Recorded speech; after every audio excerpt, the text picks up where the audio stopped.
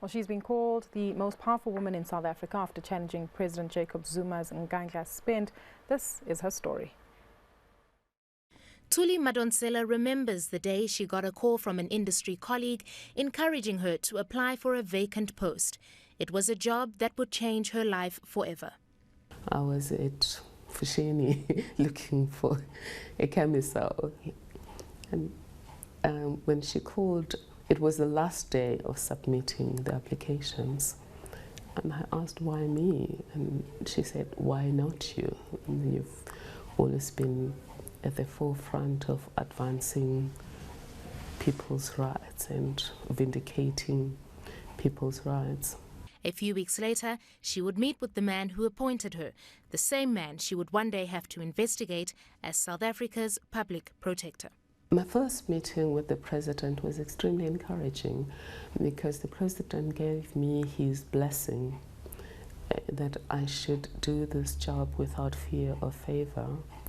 And he said to me it gave him enormous encouragement when he was no longer deputy president and had to lodge a complaint against the government of the day from the outside.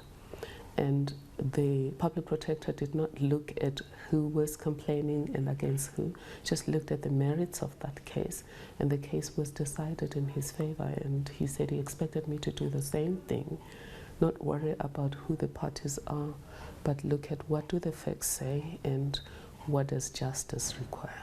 An order she took to heart. Madonsela says she always knew her purpose in life gravitated towards justice. And in her time, the Office of the Public Protector has gained prominence never before experienced in its 20 years of existence. Prior to Thuli Madonsela taking office, it was actually a very weak organization despite the considerable powers it has.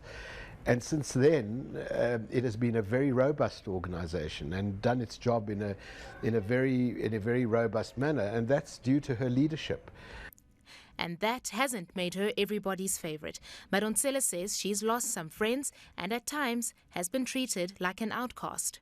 I know one minister, for example, told staff of a parastatal, of a statutory body that resorts under her department, to remove me from the program, whereas I was a guest speaker.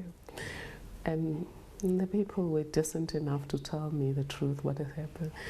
But they were not decent enough to tell the audience what happened, because I was told afterwards that people were told that I was no longer available to come, as if I was the one who had withdrawn at the last minute. But this hasn't deterred her. In fact, she's shown she's anything but a pushover. In April this year, Madonsela was counted among the 100 most influential people in the world by Time magazine, an accolade she shares with the likes of US President Barack Obama and German Chancellor Angela Merkel. She's been a great figure in South Africa's democracy, and I think, you know, in some ways, she's probably at the moment, I would think, the most revered public servant in the country. The public really feel protected by her. At least they feel that she's attempting to protect them. But protecting the public has not been easy, especially when Madonsela has had to take on the heavyweights. We've seen instances where the public protector's reports have been issued and people have complied with them. And we also see instances not only in the Nkandla scandal, but in other scenarios where the public protector has issued reports and people haven't complied with them, like Tina Jumat-Peterson, for example.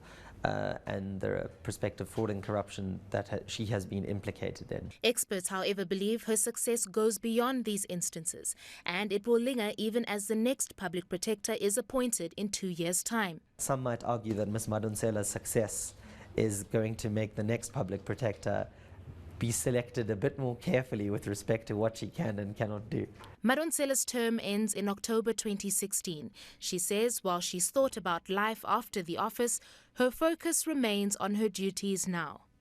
What motivates me is the people, just that sense of making a difference.